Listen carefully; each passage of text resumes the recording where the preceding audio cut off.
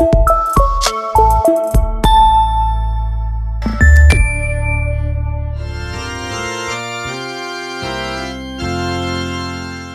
mofinaina isan'andro atolotry ny mpitandrina rakotina valina maoly.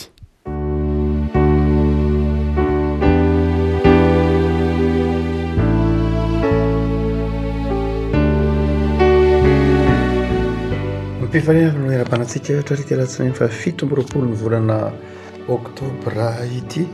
Ny mofinaina izay voalahatra ao antsika dia ny boky Rota toko voalohany. Rota toko voalohany 1:140 ka hatramin'ny 7:140. Rota toko voalohany 1:140 ka hatramin'ny 7:140 vakitsika amin'ny anaran'i Jesosy. Fa hoy Naomi, miverena ihany ianareo anaka. Nahoana ny ara-mandeha amiko ianareo? Mbola misy zazalava ato an-kiboko mba ho vadinareo?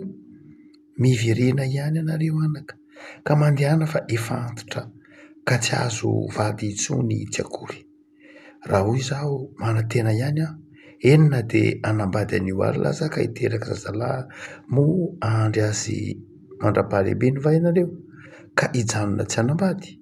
Tsy anaka, fa mangidy lavitra ny nanjoa noho ny nanjoa anareo. Fa ny tanan'i Jehovah efa nahinjindramela, dia samy nanandratra ny fenondray izy roa vavy ka nitomany. Ary Orpa dia nanoroka ny rafozany vavy, fa Rota kosa nifikitra tamin'ny any. Ary hoy izy, indro ny rahavavinao lasa ody any amin'ny fireneny sy ny Andriamaniny, ka mba miverena ianao, ka anaraka ny rahavavinao. Fa hoy Rota, aza manery ahy andao anao sy ala amin'ny fahandrananao. Fa izay alenao no lehako, ary izay itoeranao no itoerako, ny firenenao no fireneko, ary ny Andriamanitro no Andriamanitro. Izay tany hafatesanao no hafatesako, sady anoko no andefenanay. Ataon'i Jehovah amiko anie izany, eny mihoatra noho izay izany aza, raha tsy ny fahafatesana ihany no misaraka antsika. Ray masonao, manamasinanay amin'ny fahamarinana, ny teninao, ny fahamarinana. Amen.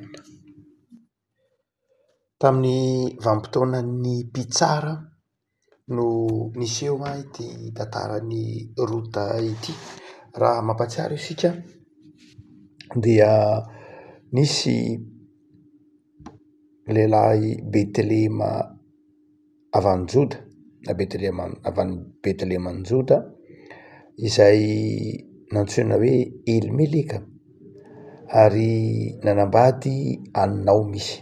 Mazava ho azy samy avy any Betelehema any Joda izy ireo. Saingy noho ny filana ravinahitra, noho ny fitadiavana, dia nonina tany amin'ny faritry Moaby izy, ary niteraka roalahy Malona sy Kiliona. Dia samy nanambady Malona sy Kiliona, ary nanambady any Orpa sy Rota. Noho ny toe-javatra izay tsy voatsy nazavain'ny soratra masina nefa satria nisy mosary mafy, dia maty Elimeleka ary maty radio koa ny zanany roalahy Malona sy Kiliona. Onjoonjon'izy telo mianaka ny sisany tavela tany amin'ny faritry Moaby. Dia mazava ho azy reto vinantso zany i Rota sy Orpa dia samy Moabita, satria tany amin'ny faritry Moaba no nenan'izy teny izy efa mianaka ny ravinahitra. Dia nanapa-kevitra Naomi fa andeha hiverina any an-tanin-drazana, niarany amin'ny tany Moabita ary andeha hody any amin'ny faritany any Jode. Dia niteny tamin'izy mirahavavy izay finantso vaviny, Naomi niteny manao hoe andanonareo mirahavavy mody any amin'ny tanin-drazanareo, any amin'ny ray aman-dreninareo no marimarina kokoa, satria moany Moaba moa zany. Tanamody any amin'ny ray aman-dreninareo fa aza manaraka fa sa andeha hody any an-tanin-drazana any izany tanin'ny zanak'Israely any Jody izany. Tomany mafy anefa tsy nanaiky ny ody any amin'ny ray aman-dreniny izy mirahavavy, Orpa sy Rota io. Ary dia nanaraka any Naomi andeha hiverina any an-tanin-drazana izy mirahavavy.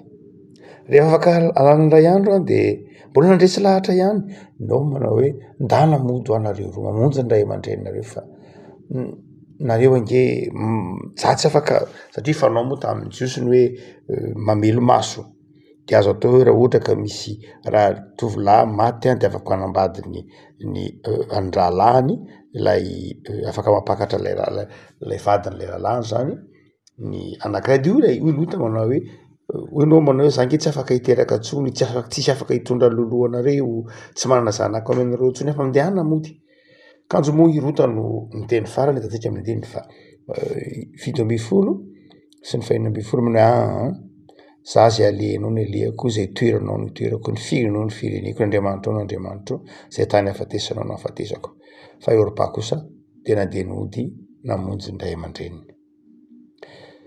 Refako ity tary ty zany dia afahantsika miresaka ny fifandraisan'ny vinantovavy sy ny rafozam-bavy manova endrika ny fifandraisan'ny vinantovavy sy ny rafozam-bavy na ny maribalina kokoa tokony manahoana moa ny fifandraisan'ny rafozam-bavy sy ny vinantovavy tarafina amin'ity bokyny rota ity. Mizava zavatra rona telo azo tsoahana mazava tsara eto dia izao azo ny rafozam-bavy sy ny vinantovavy atao tsara ny mifankatia. Ny tolo malagasy mantsy any dia tsy dia tena tsara fijery loatra eo amin'ny fifandraisan'ny vinantovavy sy ny rafozam-bavy. Indraindray aza amin'ny tantara rehetra dia izao mandrakariva fiadina ny vinantovavy sy ny rafozam-bavy eo amin'ireo angano eo amin'ireo tantara izay hitantsika andavanandro. Fa ny filazantsara ny soratra masina ny baiboly dia manazava fa azo tao tsara mihoatra ny fifankatiavan'ny reny sy ny zanaka aza ny fifankatiavan'ny rafozam-bavy sy ny vinantovavy azo tanterahina tsara zany. Ary izany fifankatiavan'ny rota sy nomo zany dia asehonyity baiboly ity fa niorina tamin'ny fitiavan'ny rota ny rafozany sy ny fitiavan'ny rota ny tantaram-piainany.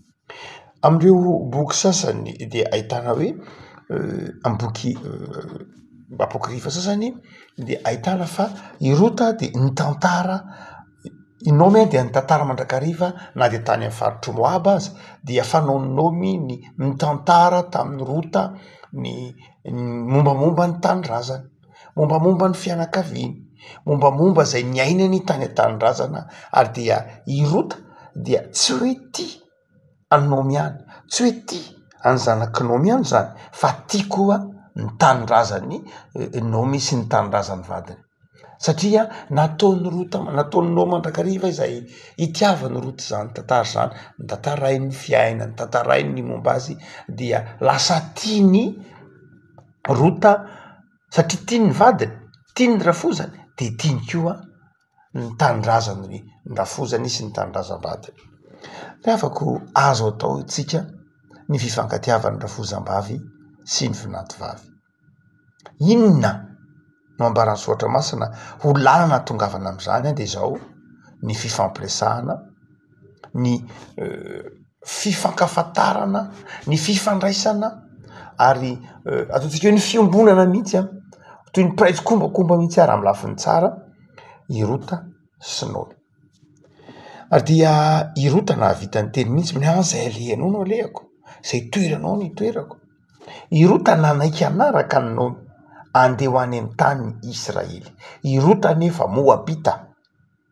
Fantatro nomy tsara fa zany Moabita zany any amin'ny tany Israely dia tsy handray an'izany mihitsy ny Israely satria vahiny zany mazava be ny lalàn'ny Israely ny fijaliana hovatan'ny rota satria rota zany eo efa maty vady ny lalàn'ny Israely hatramin'ny andron'ny mpitsara dia tsy manaja tsy de tena manome toerana ny vehivavy mpitondra tena maika moa fa vehivavy Moabita koa ny vinantovavy dia tsinjon'ny rota fa tsy ahita toerana mihitsy ary tsy ahita fity amin'ny firenen'ny Israely tsy ahita fity amin'ny Joda mihitsy irota any amin'ny toerana izay anarahany anomy. Dia izay nahatonga nomy teny hoe mandeha any ianao miverina fa ianao ange hijaly Iaraka amiko ianao hijaly ianao andeha ho any tanyrazanay, ny tanyrazanay mpanavakavaka tsy tia vahiny, tanyrazanay tsy de tena manana toerana vehivavy mpitondra tena tahaka atsika, hijaly ianao fa mijanona any tanyrazanao ihany. Fa izao satria ny fankatia be izy mianaka dia nanaiky hanaraka ny nomy Rota. Rehavako fahalehibe ny fitiavany vinanto vavy ny Rafozana de nahavita fahafoizana ny tanindrazana, nahavita ny fahafoizana ny maha izy azy any Rota ka nanaraka ny nome izy. Eto ary de azo atao tsika teo zany fifankatiavany vinanto vavy sy ny Rafozam-bavy zany raha amin'ny baiboly ny resahana. Inona ny endrik'iseony zany? De izao ray firenena, mpiray firenena. Mety misy olona vinanto sy Rafozana samy hafa firenena, mety misy vinanto sy Rafozana samy hafa tanindrazana, mety misy vinanto sy Rafozana samy hafa fiaviana, fa hoy ny baiboly eto manao hoe azo atao tsara na de eo ary zany fahasamy hafan'izany ny mifankatia, ary anjara ny vinanto vavy ny manaiky ny fiavian'ny vadiny. Eto dia mazava be io raha bokin'ny Rota andresahana, nanaiky nanaraka ny Rafozam-baviny, nandefitra nanaiky nanaraka ny Rafozam-bavany ampitiavana i Rota eto. Satria isan'ny fototrorana miteraka fisarahana mandrakariva ny fanavakavahana. Indraindray tian'ilay vehivavy ny vadiny fa tsy tiany ny Rafozany, ndraindray tian'ilay Rafozany ny zanany fa tsy tiany ny vinantony. Fa eto izao i Rota nandray anomy ho toy ny reniny teraka azy, ho toy ny reniny teraka azy mihitsy, ary hitany teo amin'ny nomia ny vadiny, ary toy ny fiteny amin'ny vady mihitsy ity teneniny Rota amin'ny nomy ity, toy ny fiteny amin'ny vady, sanatria ny hoe zay alehanao no alehako, zay toeranao no iterako, ny firenenao no fireneko, ny Andriamanitra no Andriamanitra, zay tany hafatesanao no hafatesako, toy ny fiteny amin'ny vady zany. Saingy zao no teneniny Rota taminao am'izany. Azany toe-panahy zany tsika teo de zao milaza tena fitiavana tanteraka. Dia amin'ny tendentsotra masiny ty ara de mazava tsara fa azo atao ny fifankatiavan'izy ireo, ary na inona mety ho fahasamihafan'ny fiaviana, azo ny Rafozana sy ny vinanto atao tsara ny miray aina, ny miray toerana. Fa tsy vitan'izany ihany, tsy hoe toy ny mpiray firenena maharesy ny fanavakavahana, fa izao eo koa ny fahasamihafana ara-pivavahana. Moabita nanana ny Andriamaniny, ary ny Jiosy nanana ny Andriamaniny. I Rota zany dia nivavaka tamin'Andriamanitra, nao mivavaka tamin'Andriamanitra satria Jiosy izy, fa i Rota kosa Moabita de izao nanana ny Andriamanina izy. Zay mahatonga anomy teny hoe mandehana mody any amin'ny tanindrazanareo sy any amin'ny Andriamanitra reo. Fa eto kosa dia hoy Rota namaly tamin'ny nome manao hoe ny Andriamanitra no Andriamanitra. Vinanto vavy manaiky anaraka ny Andriamanitra ny Rafozany, manaiky anaraka ny Andriamanitra ny vadiny. Ndraindray olana be mihitsy eo amin'ny fanambadiana. Ndraindray ny vehivavy amin'ny maha-vehivavy azy de satria amin'ny za tsy anaraka ny Andriamanitra ao. Tsy hoe diso akorisy, tsy any amin'ny hoe inona ny diso na inona ny marina tsika eto, fa ny any amin'ny hoe inona no mitondra ho amin'ny fifankatiavana, inona no mitondra ho amin'ny fiombonanaina. Dia nanaiky i Rota ho tiany Andriamanitra nomy ampitiavana, tsy niterena izy fa zay Andriamanitra ao, zay fivavahanao, zay fiangonanao, zay no fiangonako. Afaka malala ny fivavahana dia tsy tokony hiteraka fisarahana tsy akory. Zay nahatonga ny Rota eto ny teny tamin'ny Rafoza manao hoe zay alehanao no alehako, de izao ny Andriamanitra no Andriamanitra. Afaka azo atao tsara ny mifankatia. Mifankatia tsara ny Rafozana sy ny vinanto rehefa samy matsiaro izy ireo fa ny fivavahana de tsy fitaovana fisarahana akory, fa vao maika mampiombona.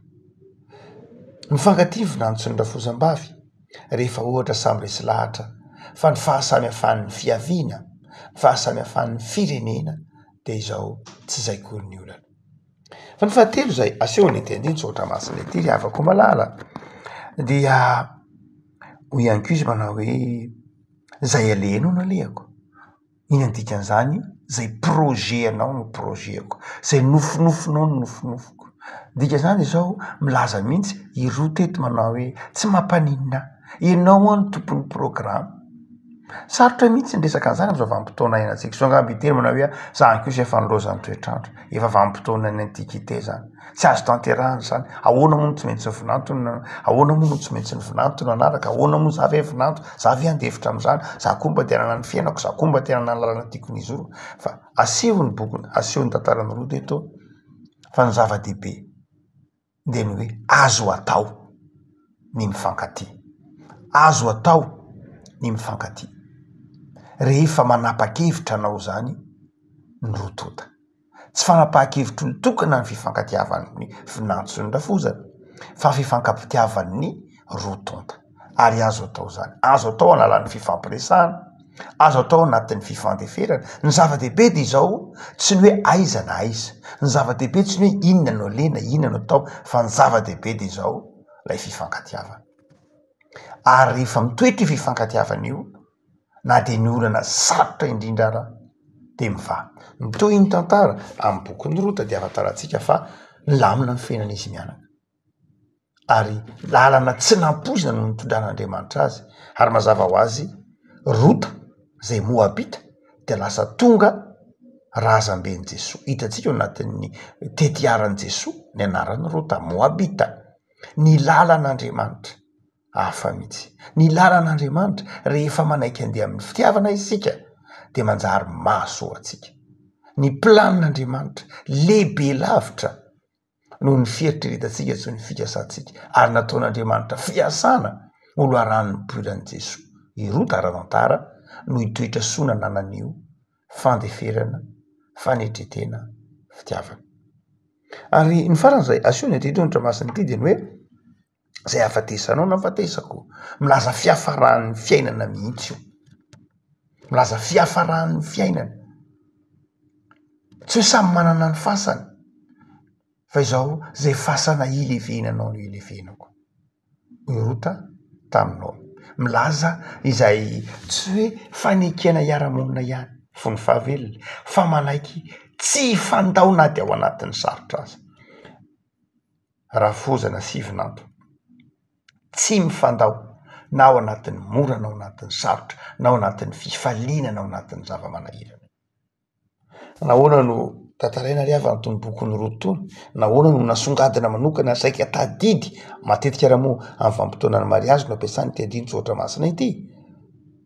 Nahoana ny tantaraina dia mazava ho azy satria zava-dehibe ny fiainam-pianakaviana. Isan'ny vanim-potoana sarotra eo amin'ny fiainan'ny olombelona no hoe mpitondra tena, mamoy vady, mamoy zanaka. Inomeo maty vady, maty zanaka. Iroa teto maty vady. Isan'ny vanim-potoana sarotra sy mafy handradray adin'ny olona eo anatin'ny tantara no andavanandro reny mpitondra tena, ireny olona maty vady reny. Dia asehon'ny rota fa izao ny fifankatiavana dia manasitrana ny mahairery. Misy fotoana atserovana ho irery amin'ny mampitondra tena, maty vady. Misy fotoana atserovana ho irery amin'ny maty zanaka. Dia ambaran'ny roa teto, bokon'ny roa teto, fa izao ny fifankatiavana.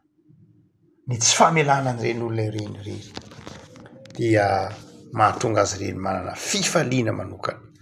Ry havako zava-dehibe ara ny anom-pazantsika maso, ifanohanantsika, izy irentsika ireny olona mpitondra tena ireny. Ivavaka sika. Tompo amin'soranao zay noho ny amin'ny soratra masina izay mampianatra anay ahatsiaro fa lehibe ny famindramponao. Hitanao ny fahasahiranao anivon'ny fiarahamonina.